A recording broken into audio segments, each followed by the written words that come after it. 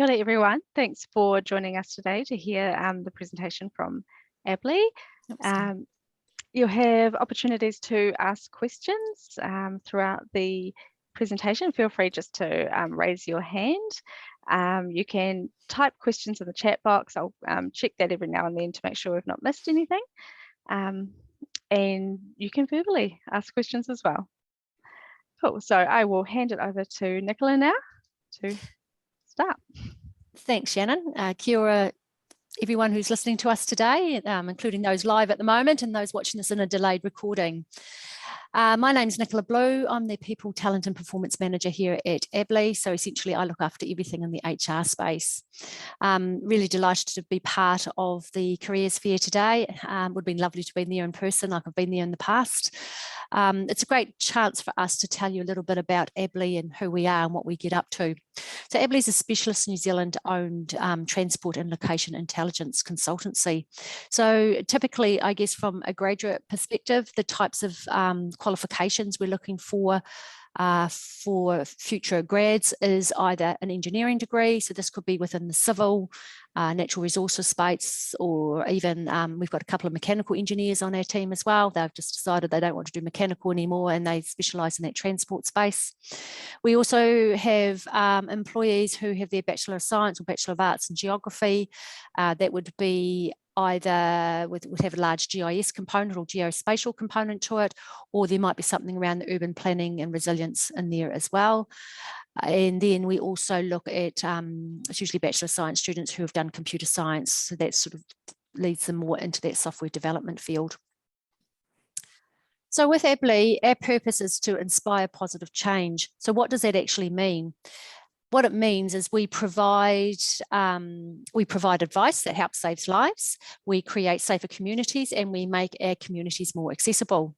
So the areas that we work in are I've got the 5 of them there in front of us. So there's a transport space, and then there's also in our locations intelligence space. So transport covering transport planning, engineering, climate and sustainability, road safety, location intelligence is location and technology and data products. So I have got Daisy B. She's going to join us now. She's one of our graduate transportation planners that we had start this year. She'll be joining us to talk about the transport side of the business. And after Daisy B, we have Mars joining us, and he's one of our graduate spatial advisors, and he'll be talking more about the location intelligence side of the business, and then I'll rejoin at the end. As Shannon said, if you've got any questions, either add them to the chat. More than happy to answer them as we go, if you just want to use the raised hand function, and then we can catch up with you then. So I'll pass over to Daisy. Cool. Thank you, Nicola. Kia ora koutou, ko Daisy B toku ingoa. And as Nicola said, I'm a graduate transportation planner here at Abley. I work in the People, Places and Planet team. I studied environmental science and human geography at the University of Canterbury and graduated last year. I wanted to work at Abley because I'm really interested in sustainable transport and how we can enable people to move in a more environmentally friendly way. And in the transport side of the company, our goal is to develop transport strategies and infrastructure for sustainable urban environments and safer travel. So next slide. As you can see, we have 5 teams on the transport side of the company. As a graduate, I will rotate through at least 3 of these teams in my first 2 years at Abley. So I'll take you through these now. First up, we have strategy and planning. This team focuses on the planning of transport networks and the optimization of networks through transport modelling. So transport modelling helps us to understand the impacts changes could have on a transport network. They're used in the planning phase. This team also works a lot on business cases, and they do a lot of work with local and central government, and of course, Whanganui-a-Tara, New Zealand's transport agency. They need to have a good understanding of land use and transport networks to be able to make network-wide decisions. Transport modelling is extremely helpful when planning changes to our road network, and it is used across many projects at Abley, and we have dedicated modellers in-house. A big project, or multiple projects they have done, have been out in Wellington, where they've done micro-simulation to look at the impacts of the population growth out there and the development of infrastructure. Through the modelling and using the predicted population growth, they could see that Rolleston would need a lot of road upgrades to be able to cope with the amount of people moving out there and avoid terrible congestion. It's this sort of modelling which is really useful to us when we're doing our transport planning. Next, we have land development. Land development provide good transport planning and engineering advice for all sorts of land developments. They are involved in the design process for good transport outcomes. These could be for small private developments such as new schools, shops, or whole subdivisions. When the land development team is engaged early, it means they have the opportunity to really influence how the network is developed and make sure there are good facilities for things like walking and cycling, so things we want to encourage. They also are heavily involved in providing transport advice and supporting resource consents going to council. So they have to have a good understanding of the Resource Management Act and the intricacies of district plans. Their advice ensures that they provide quality knowledge and quality developments are built around the country, and everyone in every community is catered for. Hobsonville is a new suburb in Auckland, which the land development team have done a lot of work on. They were involved from the very beginning, designing the roads and where facilities would link up, making sure that there was good connection from schools, shops, parks, and houses, and making sure that there were cycleways and pedestrian networks that was accessible for everyone. This was a huge project and they got to see it through from start to finish, which is pretty cool, and it happens quite regularly in the land development team. Next, we have the People, Places and Planet team. That's the team that I sit within at the moment. We focus on enhancing the built environment for people and encouraging people to take up healthier and more sustainable modes of transport, such as walking, cycling, and public transport. This also includes projects with tactical urbanism and placemaking, and a focus on making streets for people so they get out there, they get active, and they engage with their communities. Our team engages a lot with local council, schools, number of private clients, and central government agencies. There are members of our team who are really well established in the industry and have been working with Waka Kotahi to produce guidance for pedestrians and cyclists. And this pedestrian network guidance and cycling network guidance is used across the industry to inform changes and make sure that the desired outcomes are consistent across the country and that walking and cycling is encouraged and prioritised. So the work they do has a really big impact, and that's just a little part of their job. Our team also has a huge focus on sustainability and carbon emission reductions. Sustainability is a focus of many of our projects, with the focus on active transport and encouraging that, but we're also venturing into the carbon emission reduction space. Last year, they identified that many carbon emissions are recorded and reported by companies, but the commute from home to work is often ignored. So over the last year, Abley has developed a tool called CarbonWise, and businesses can use this to calculate employees' carbon emissions from commuting, and then they can integrate this into their emission reports. They're able to track the emissions, report back to their employees, and then this can encourage change for their transport choices to and from work, but also hopefully have a wider impact on how they travel overall. As a company, Abley is really interested in creating new tools that have far-reaching effects. There are opportunities for everyone to come together and put their ideas forward for new things which we could create. And there's this team which solely focuses on developing these innovations, which is a really cool opportunity. Another really big section of the company is road safety.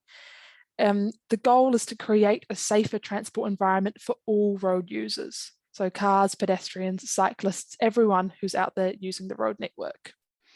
We do a lot of work in New Zealand and a lot of work internationally. Again, we have a very highly regarded industry professionals who are seen as leaders in this space.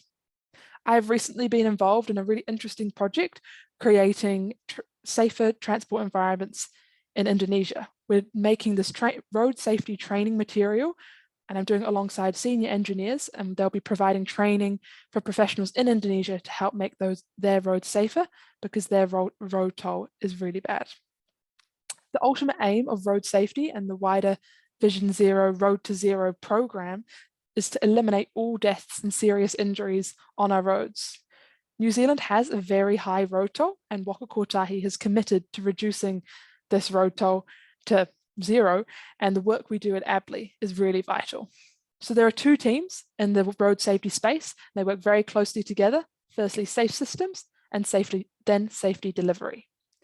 So safe systems deliver road safety solutions which align with the safe systems philosophy, which is driving the change on New Zealand roads. So safe systems in a nutshell is the philosophy which acknowledges that humans make mistakes. So crashes are inevitable, but we can design the roads, the cars, and use speed management in such a way that we can manage the risk and reduce the chance of death or serious injury. Safe systems focuses on to help transport agencies eliminate the risk of deaths and serious injuries on their roads.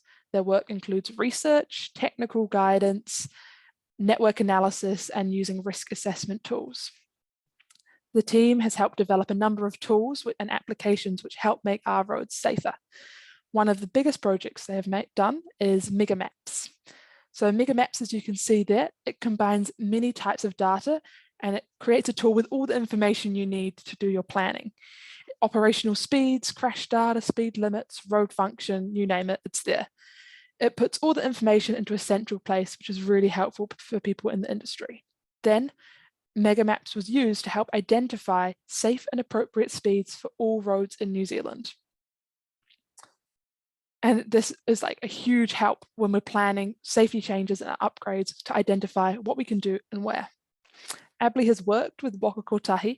They started in 2018 on this project to develop the new road safety strategy. And they used Megamaps to understand how many deaths and serious injuries could be prevented through road safety investment.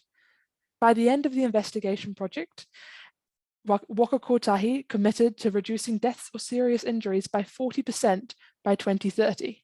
And Megamaps had a huge part to play in aiding this decision, which will save many lives. Safety delivery is a team focused on the design and implementation and evaluation of road safety projects. They work very closely with the Safe Systems team and implement projects which make our roads safer, contributing to that big goal of reducing deaths and serious injuries. A lot of the work they do is in the speed management and reduction space, because ultimately speeding kills. And there are many roads in New Zealand which have speed limits which are not safe. You may have noticed that the speeds are being reduced around the country on many of our state highways, and Abley has been involved in lots of this work. The highway between Nelson and Blenheim is a good example. It's been reduced from 100 km per hour to speeds between 60 and 90 kilometers per hour, and this has made travel a lot safer, reducing the number of deaths and serious injuries significantly. The change happened in 2020, and since December 2020, there have been no deaths on this road, which just shows how effective lowering the speed limit is. And just on Stuff last night, I saw it was announced that the speed limit changes will be happening for the road from Christchurch to Makaurau, and this will reduce the speeds on the really risky parts of the road where it's extremely windy. So the high risk areas will go down to 50, and then other areas will go down to 80 kilometers per hour. This is predicted to have a huge effect on reducing crashes.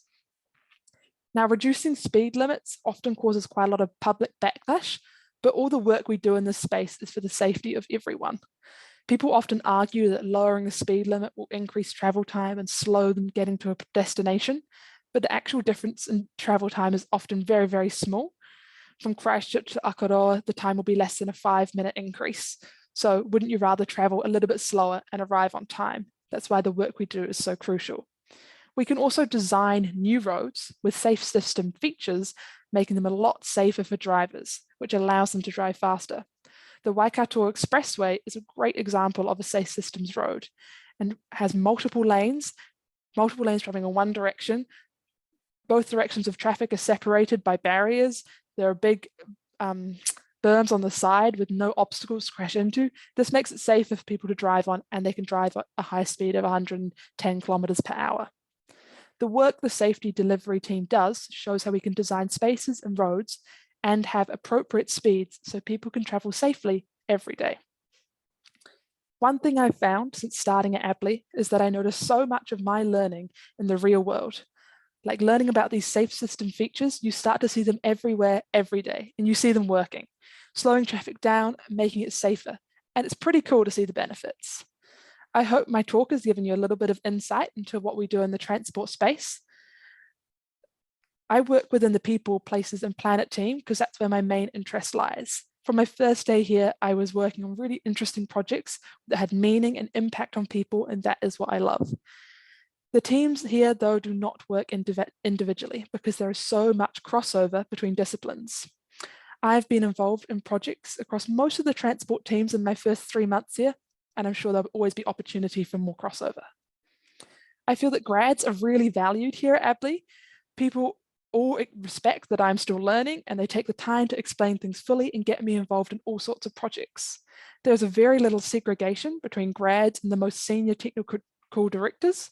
I sit between a technical director and a principal engineer who's my team leader, and the amount you learn just via osmosis and being there is quite amazing.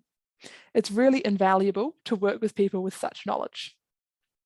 As a grad, to be honest, there can be some quiet patches where there isn't as much work, but it's totally up to you to fill that time.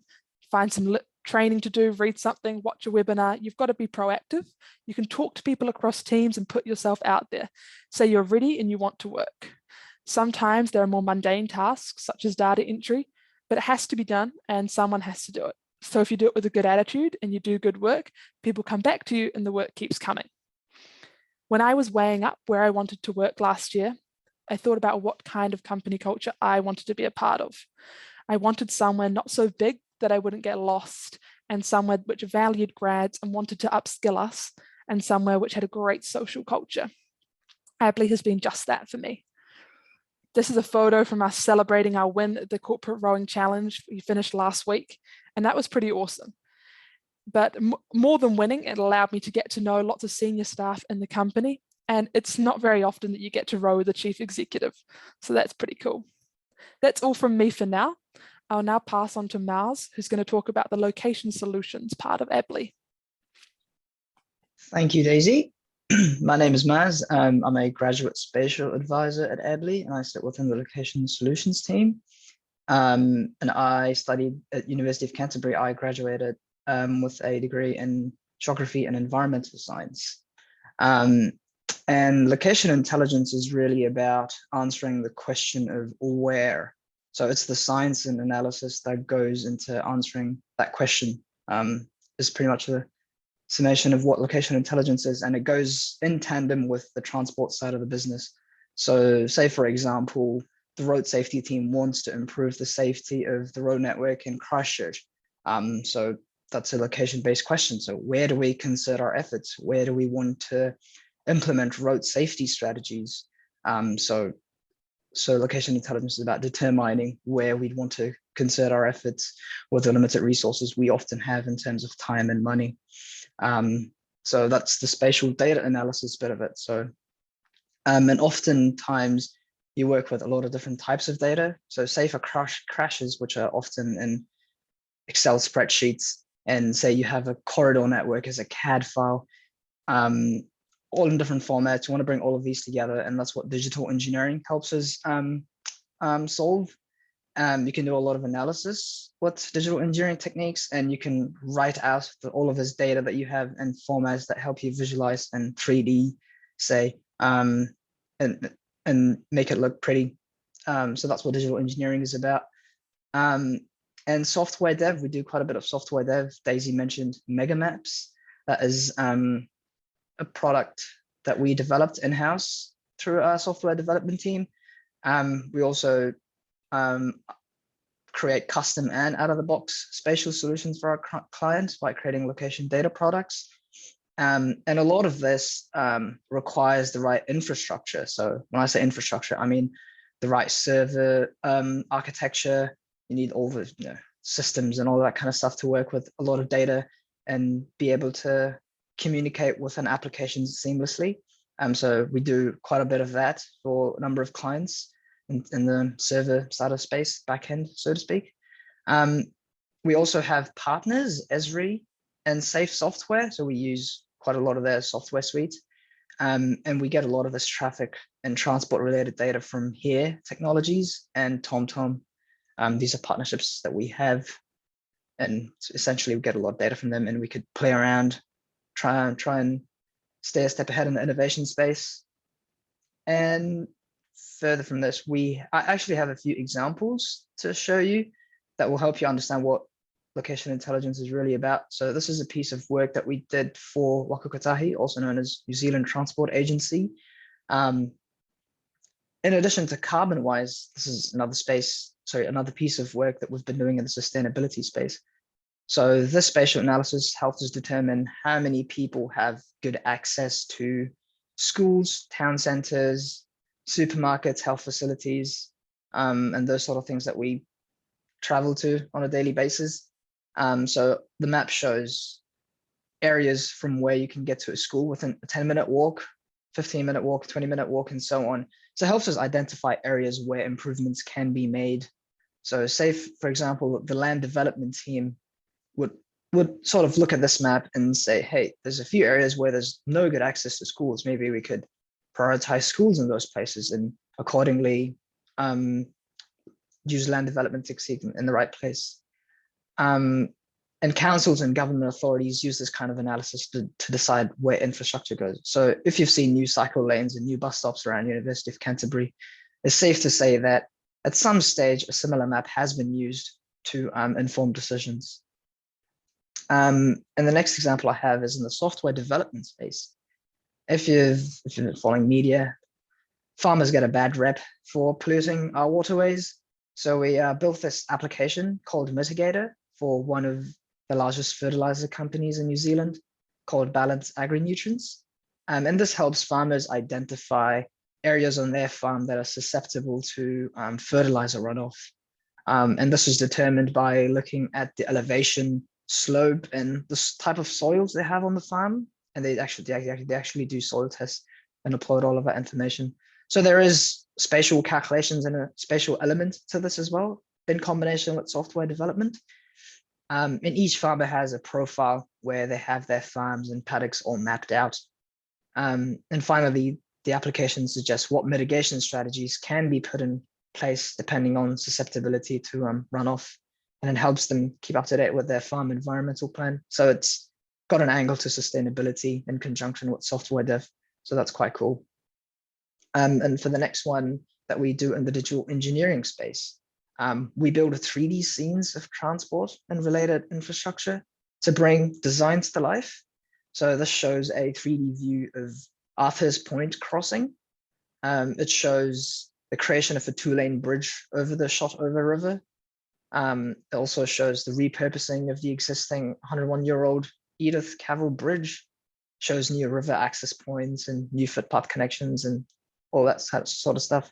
You can actually view the video on our YouTube channel. It's quite cool. So you could just look for Abley's YouTube channel.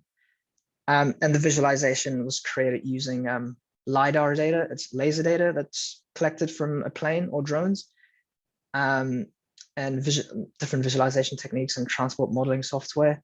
You might have even used some of these software, Civil 3D and InfraWorks. So digital engineering really helps bring data from different sources and different formats together to create something quite cool. And often clients like cool looking stuff. So that's fun. We work with a lot of different clients. So you always kind of get different types of work coming in. It's never really monotonous, different things, different projects. It's quite exciting. You get to learn new skills. If you don't have the right skills, the seniors are there to help you out. And so there's just always constant development happening in the background. So yeah, it's quite fun. These are just a list of skills that we used. There's always the front end stuff that's happening, all the pretty stuff in terms of front end development, HTML, JavaScript, Python, cartography, so making maps and 3D modeling. But equally important is all the stuff happening in the back end and our infrastructure and that sort of stuff. Make sure applications are communicating with each other properly. If it's fast, you want efficient stuff. You don't want a website that's loading, taking 10 minutes to download or upload or load. So yeah, it's equally important to make sure the stuff in the backend is happening good. And on to the next slide. I mean, so far I've had a blast at Abley. That's me. You get to get cool pictures like this when you're in the office. I've learned heaps, a lot of technically skilled people in the office. I have weekly catch-ups with with Jeremy, who is a senior member in our team. So he shows me stuff that he's been doing. So I'm sort of kept up to date with the cool advanced stuff that's happening, and I don't lag behind. So I get to learn new stuff on a weekly basis, and I get some of his work, and that's important. And I've also developed interpersonal skills, interaction with clients, and working at a consultancy. As you progress in your career, these sort of skills become quite important as you take on a more senior role. So it's good that I've been exposed to client interactions and the like. Helps me keep moving forward. And I'm sure Nicola has a lot more to say about how cool it is working at Abley. So off to you, Nicola. Thanks. Thanks, Mars. That was great. So I think that Mars and Daisy have given you a good overview of the type of work that we do at Abley. But there's also other reasons why to choose Abley as an employer. So for us, part of that is around our commitment. So we've talked a lot about the work we do in that sustainability and carbon reduction space. But we also we have accredited membership with Toitu, who's the sort of national sustainability body, and so we have carbon reduction targets in place that we work to every year. So as an organisation, we're wanting to reduce our green footprint. We've also got site-wise certification, so that's in that health and safety space. So particularly in the transport space, we have to do a lot of site visits, things like that. So by having that certification says that we've met a certain standard, and so that's really important. Most organisations, for us to work for our clients, we have to have that certification. And we're also a signatory towards the Diversity Agenda Accord. So that's in that diversity and inclusion space. So again, really incredibly important for us to have a really diverse and inclusive environment. And by being a signatory to that particular accord is ensuring that we meet the standards that they set for the industry. We have some really strong technical learnings, and I think I probably don't need to say any more about that. I think Mars and Daisy have talked at length about that, giving you a really good insight to the types of technical work that you will be doing, and also our employee experience. You spend a lot of time at work. It's a different beast from university. Once you get out into the workforce, you're there for usually 8 hours a day. It's a lot of time to spend with the people you're working with. It's really incredibly important that you have a really good employee experience, and we believe we have an environment that helps you thrive in that for that experience. I guess a few stats about where we're at. I think I mentioned earlier we've got about 80 odd people in the organisation. We're about mid-size. We do pretty well in the gender stakes. Both engineering and technology are male-dominated industries. We're not doing too bad in that space at all. I think we're sort of hitting above our weight well and truly. We have a really nice diverse age range of people, and you can see the correlation between that and the seniority of the roles at Abley. So a third of our people, sort of just about a third split. And then we have the more mature ones, which I guess is where I fall into that little yellow piece of pie there.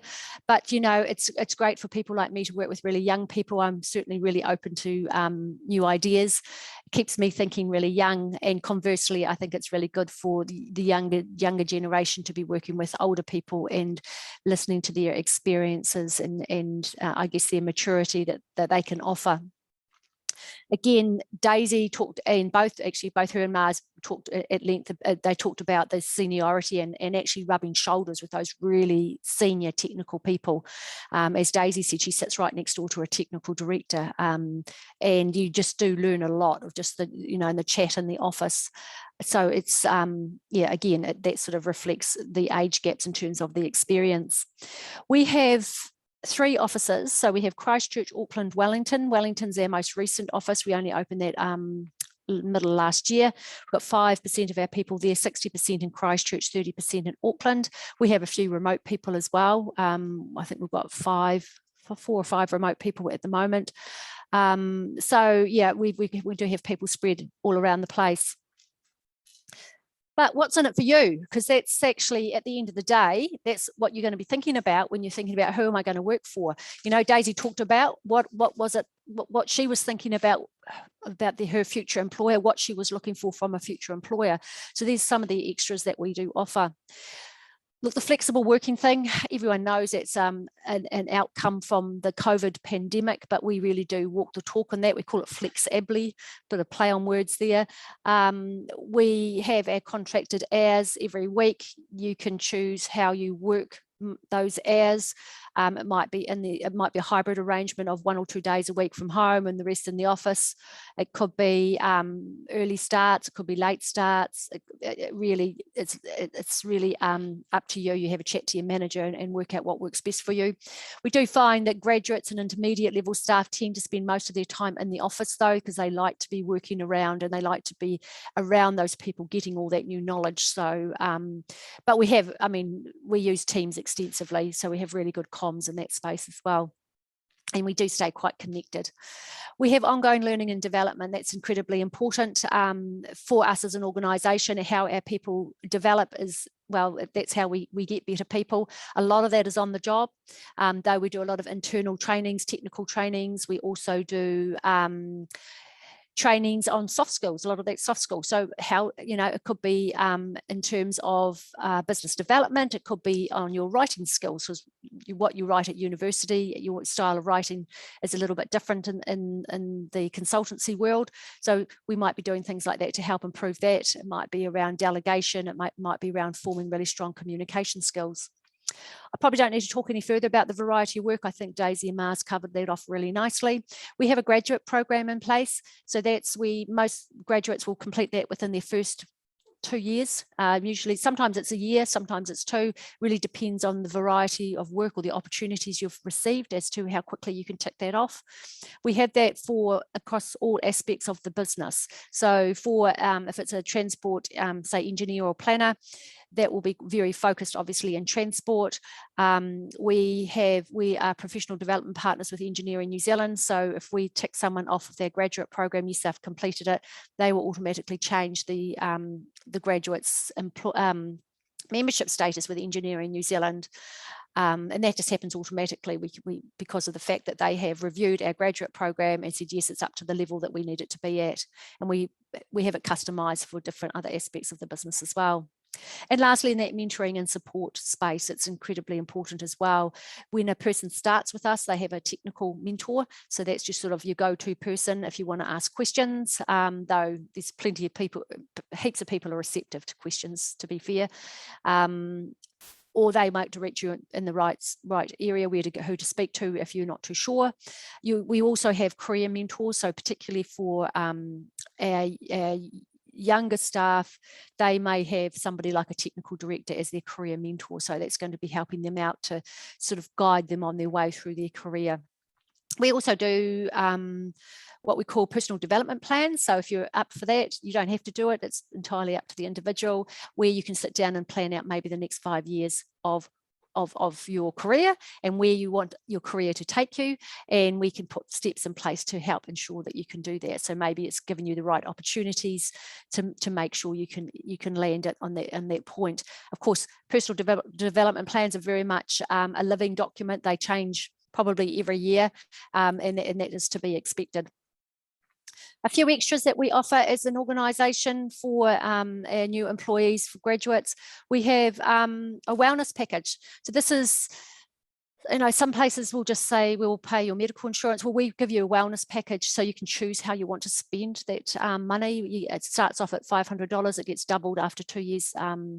2 years work tenure, and you can choose how that does get spent. So that could be from, yes, it could pay for your medical insurance if that's what you want to have, or it could pay for things like your gym membership or your running shoes, or your you decided you better go and get an annual checkup at your dentist, and so it might pay for your dentist or your doctor bills or your prescriptions or whatever, or might be new bike equipment if there's something wrong with your bike, a new helmet or something like that. This image is at an end of month lunch. Every month the company puts on an end of month lunch for us. We biked into Riverside this particular day, as it was a bit of a stunner, I'd have to say, and we had lunch on the company. It was fantastic. Massive biking culture within our organisation, so it's pretty cool. We also acknowledge that when a graduate starts their working career, they may not necessarily have the suitable wardrobe attire. So we give you an allowance of $500 to assist you with going out and purchasing some appropriate wardrobe for when you start working, that you have access to that a couple of weeks before you actually step a foot in the office. We also provide you graduation leave. You know, your graduation is an incredibly important day. You've worked really, really hard to get to that moment, and we acknowledge that, and we give you a day off for that. We also have a really diverse range of social activities. Look, we're very fortunate. The company is very generous. They put a pot of money aside every year for our employees, and we have a social committee that makes decisions on what that money is spent on. And that can range from a huge variety of things. I've got the rowing photo. This is that Daisy referred to a bit earlier. We have a number, we can have sporting teams. So we've done corporate rowing the last few years. We've done summer hockey. We've done summer football. We've done indoor netball, done indoor cricket. We basically just get a feel for who's interested. And if there's enough interest in the office, well, we will go ahead and do that. And that will be covered off. The cost of that, the registration for that would be covered off by the company. We do other events like it might be the theatre, if there's a good theatre production on, or it could be a movie night. It could be a cooking class. We've done classes at Riverside. That's been lots of fun. Cocktail classes, pottery classes last year. That was fun. What else did we do? So we sort of do a wide range of events. We do a lot of family type events as well. So again, we are appealing across the range of our employees. So we will try to have events that appeal to everybody. So I think over the school holidays recently, they did a gelato making session at the gelato place in town. And that went down really well. Of course, it would go down a treat with the kids. A couple of other things that we do. We had, so I guess on my left, we've got the Star Trekkers. That was actually a transportation conference last year. They have a theme every year for their conference dinner, which every year our group of Abley people always dress up for. So it's always lots of fun. We had a pretty good representation that particular year, and that's probably fairly typical of most years. There'll be 2 or 3 of those people that would have been presenting at that conference as well. We really encourage people who are sort of 1 to 2 years into their career to present at that conference. It's a great way for you to talk about development of soft skills, a great way to develop those presentation skills. And then on the right here, that was a photo from, we do a weekend away trip. The company sponsors that, and that covers your accommodation and the activities. For that particular photo, that was at up at Hamner Springs for the Christchurch office. The Auckland office went to Waitomo Caves earlier this year. I think we're going to Makaurau in September this year as well, and there's going to be different activities. We've been to Kaikoura, Tekapo, all around the place really, so it's pretty cool. So this is my last slide, and I'm going to talk about nailing that first job post-uni, because if you are in your final year of university, you're starting to think about these sort of things, and sometimes it's nice to have a few tips and tricks. I do all the recruitment at Abley, and there's certain things that I look for, and I can tell you that most companies will be looking for something fairly similar. So I just want to share some of my experiences with you. You obviously, for Abley, and this is again for graduate type roles, we'll be asking for a cover letter, a CV, and your academic transcript. So your cover letter, I'm not interested in seeing a standard, okay, I'm going to send the same cover letter to the next 15 or 20 companies. That's not, if I see that, it's really great too when they haven't even got your name right on the cover letter. That happens every single year, I'd have to say.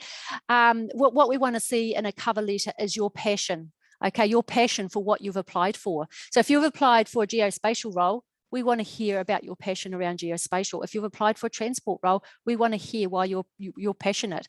Daisy talked about she was very passionate about the sustainability and the work that we do in that sustainability space. I still clearly remember her cover letter when she applied.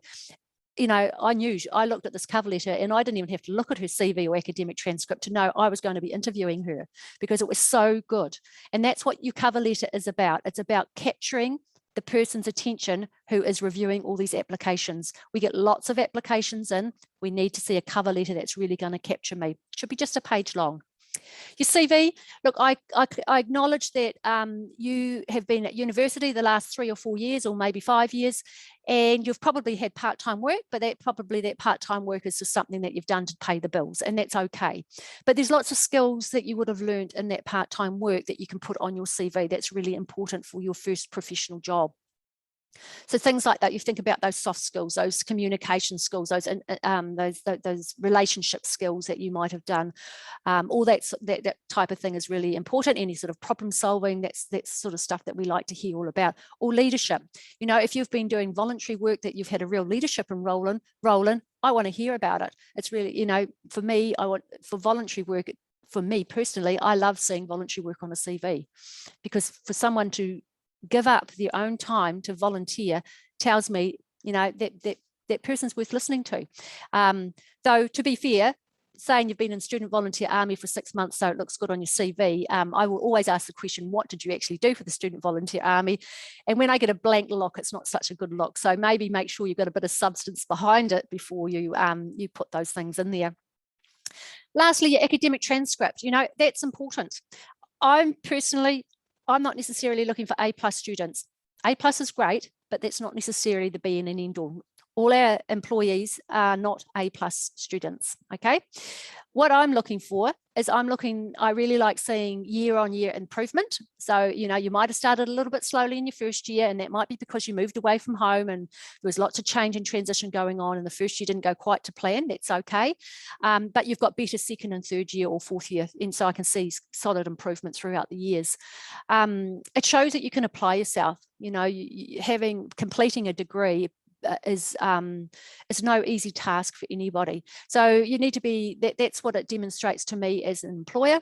I also look at what courses that you've completed. So if you've got say a Bachelor of Science in Geography, and you're looking for a geospatial role, I want to be seeing that you've done some GIS in there, you know, and you might think about what other complementary skills would be good in there. Maybe a bit of computer science is always good, but it might be more those natural resources, or those that the environmental science papers can be really quite useful too, because that sort of tends to suggest, you know, around that sort of sustainability angle.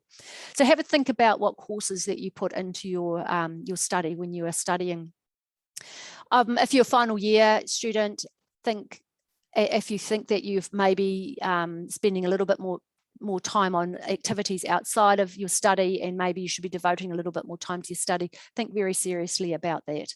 I remember a few years ago, I spoke to a graduate we interviewed, and I could not believe the turnaround from his third into his fourth year. He was an engineering student, and I saw that he had a job. He'd worked part-time, I think it was 25 hours a week at McDonald's for the first 3 years. And I said to him, did you give up your job at McDonald's? And he said, yes, I did. I said, I can tell. I said, it reflected in your grades. I'm not saying you have to give up a job, but what I'm saying is you just need to prioritize. You need to get that priority right. And that doesn't always happen in your first year at study, but it certainly should be happening as you get through your university degree.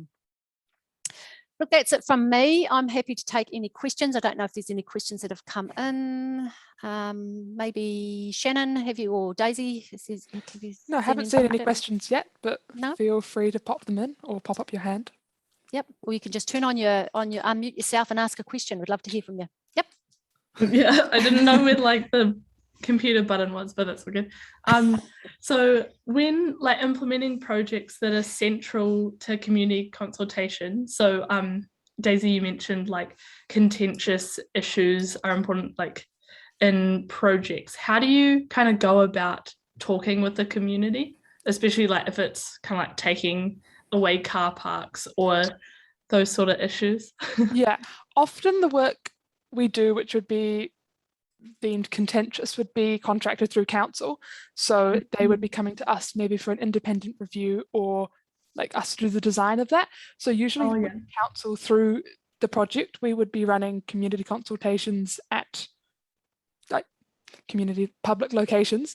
And I know, not since I've been here, but there's been workshops with communities in the past where they go in, they say, this is the plan for the new road, and everyone gets to have their say. And then we go away, review what people say, and come back with a hopefully better idea. And that's quite a big part of all transport, because obviously everyone's using it every day. People have got a lot of opinions about it, especially about parking. So it's a lot there's a lot to consider in those jobs for sure. And yeah, the councils, we just try and work together to navigate the community aspect of it. So do you, I guess, like compared to council, do you kind of take a different approach to how you consult a community? Like, do you kind of have more, I guess, like more funding to do more kind of deliberative processes, like kind of more two-way rather than just giving information to a community? Yeah, I'd say it's kind of similar. It totally depends on the job and the funding behind it. There's big things at the moment with like the Let's Get Welly moving and like the pedestrian network guidance that we say that's a good example that we've put out, and that sort of went out in different stages of public consultation. And like one of my jobs at the moment is reviewing that work that a big Living Streets group have submitted an essay on their thoughts. And it's my job to go through, review, pick out all their things and go back as someone who didn't write the guidance themselves and see, is that point valid? Like, what's our response? And then taking it back to them, taking it back to Whanganui-a-Tara, then we have a meeting with them. So I think we take it pretty seriously, and maybe we have, I haven't worked in council, so maybe we have a bit more time to apply to those issues when they're raised. But yeah, lots of the consultation work would be done with council. Awesome. Have you worked with any like iwi groups in terms of like the type of projects you do? Like, I guess with the bicultural partnership within New Zealand, have you guys been contributing to any of that? I can speak a little bit to this. In our team business development meeting that we have each year to sort of plan where we want to go for the year, this came up as somewhere we want to grow into as a team. Our team definitely is interested in growing our iwi partnerships. And I was just talking to Tracy, the team leader, the other day about what we can do better. We had a really good webinar about how Te Ao Māori can inform our decisions about climate change and what we can do and how we can collaborate. And I think it's somewhere that we can grow, and it's hopefully like our team's really looking at doing that. But I'm sure there's probably been examples of work that we've done, but not since I've been here. But it's definitely like a space which we acknowledge we could probably do a bit better in, and we're trying to do that. Oh, that's good to hear. Cool. Thanks for those questions. So there's a lot of emphasis in this presentation about like the kind of graduate path. Is there any opportunities for internships? Yes, there are. We usually we advertise an internship probably in the next couple of months. So that's particularly for engineering students mostly is what we do internships for. So that would be so you can complete your professional hours that is a requirement for your degree. So generally speaking, we usually look at taking on a person who's about to go into their final year of study. So they may have completed their practical hours in the first summer, and now they'll be looking to do their professional hours, and they will look to do that with a consultancy. So we advertise that role usually around about June. We will do that, and we'll go through a full recruitment process at that time. Sometimes we have taken on in the past geospatial interns as well. It just really depends whether we've got the work available there. We try to give back to the both industries as much as we possibly can, and so we try to have an internship available at least one a year. The transport internship will be available. It's always available. We try to make that available all the time, but geospatial is usually a little bit up and down, but I'll know near the end of the year. We usually advertise these on the New Zealand Uni Careers website and also through Student Job Search, and they're also on our website. So just keep an eye out. You just need to keep an eye out for those things coming through. Sure. Thank you. Would you tend to employ like a intern in like software engineering, for example? Software engineering, we haven't in the past. We tend to, if we're looking in that software space, it tends to be more computer science students as opposed to software engineers. We're not making this, it's a difference between the hardware versus the software, which is, well, my understanding of software engineering is more the hardware side of things. Software, computer science is more the software side of stuff. So we've taken interns on in the past in the software, in computer science students. We're very, very keen on students who have done both computer science and GIS, so that would have done geography in their degree as well, because that's primarily the work that we do. You either do straight spatial work, or you do you do software development, which has got a strong spatial component. So, and to do software development, it's usually a computer science is the qualification you've done to prepare you for that. Cheers. Great. Do we have any more questions? A question from Mars. I was just wondering if you could follow up on some more of talk about the kind of spatial aspects of your work. Sure. So I've been doing a lot of work in the accessibility space. So I could give you an example. I've been involved with I'm not sure if I can mention the client, but they were looking to add in new bus stops. They were proposing new bus stops, and they wanted new locations for bus stops. So as a part of my role, I had to determine what good locations for those bus stops would be. And I did this with a more senior member. So what I did was we would go through each of those bus routes, look at spots with, for example, we'd place a bus stop, and then I would sort of create a 5-minute walking catchment from bus stops to see what areas are able to access those bus stops within 5 minutes. And then I would use census data to determine the number of people that would have access to it. Some of the other stuff I've been doing is in the 3D space. So as a part of my digital engineering work, I have created 3D signs for some of those 3D views. So I would take in 2D images and convert them into 3D signposts that could go into an InfoWorks model or something like that. I'm just trying to recall some more stuff. Maybe I could just bring up my job board. Just give me a second.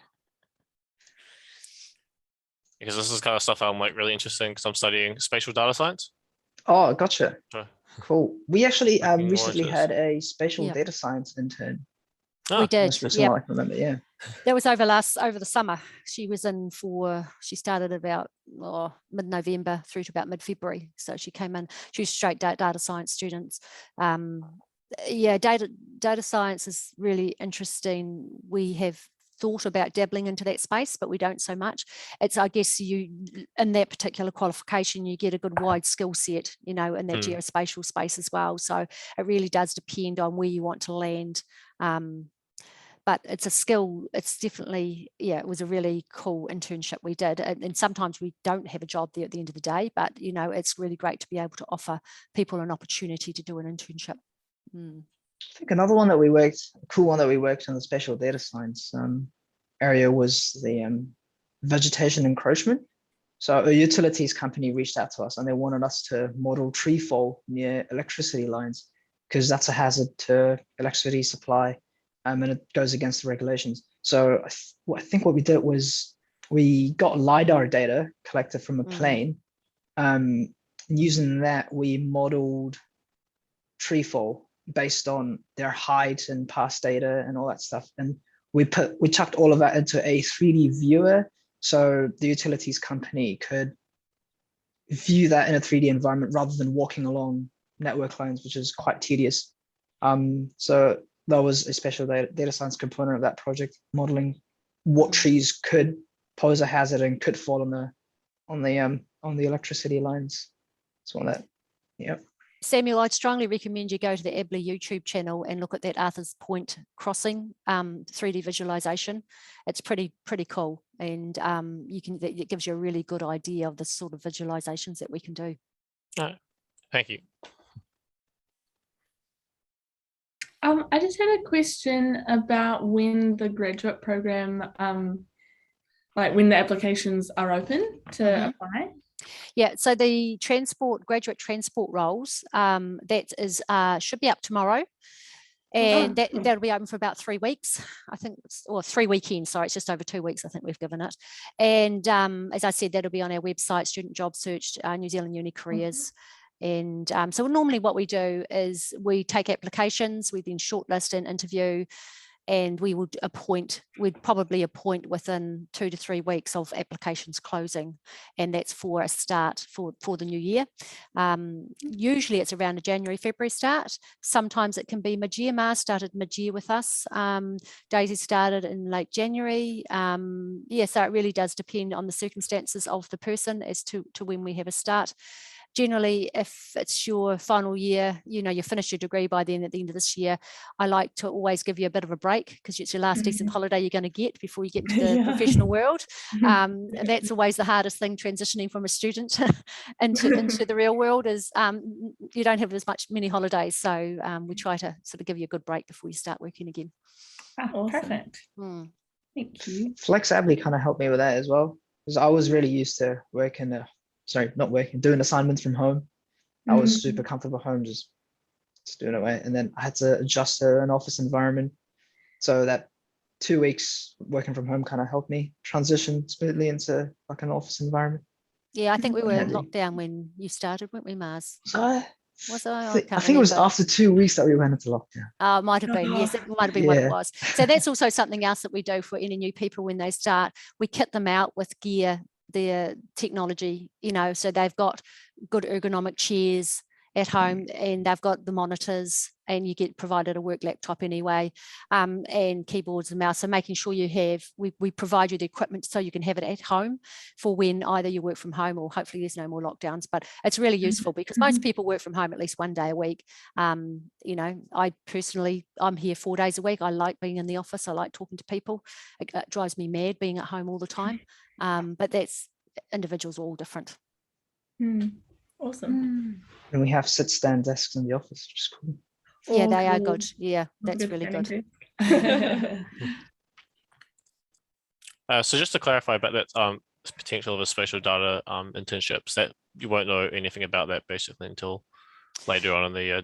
Yeah, that it will be later on in the year. Look, the one we took this year, it was actually end of last year. We didn't even advertise that till about, might have been late September.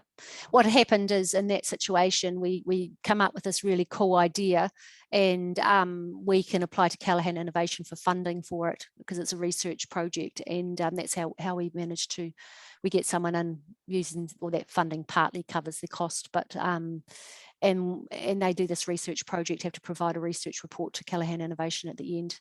Pretty cool stuff. We've had some really, we've done that for the last 6 or 7 years. Every summer we've got something. So it just depends what bright ideas sort of fall out of the team, really, as to what we think would be good and what type of person, what sort of experience we needed. So we did that data science this year, or the summer just gone, and we also had one of our transport engineers, who's our grad, she finished off her practical hours with a big research project as well. She came from a natural resource engineering background, so we don't specifically stick to civil students for our transport engineers. We're looking for a passion for transport more than anything. Okay.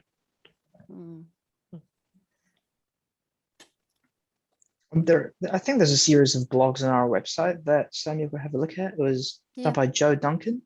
It was using computer vision to detect traffic signs. Yeah, that was so we've had 2 data science. Joe was here earlier last year. He was 6 months, and then we had Amanda over summer. So yeah, if we have the opportunity, we love. I'm really all for taking on interns. It's really important for the students. I used to work at the University of Canterbury, so I know how important it is, and I've really been a strong advocate of it over the years. All right. Yep. Thank you. That's good. Right. I think that's our time up, Shannon. Any last burning questions? No, everyone said what they needed to say. I'll just quickly check the chat. Looking good. Cool. Well, thank you so much for that presentation. It was really good, friendly and thorough. I hope you get some fantastic applications from it. And if any of you have any questions, get in touch, and UC Careers can help you out with your application and any CV, cover letter questions you might have. And interview preparation. And please use them because that's an excellent service. Yeah, would highly Thank you very recommend. much. Yeah. Thanks, Shannon. Great. Thank you. See you Thanks, all. everyone.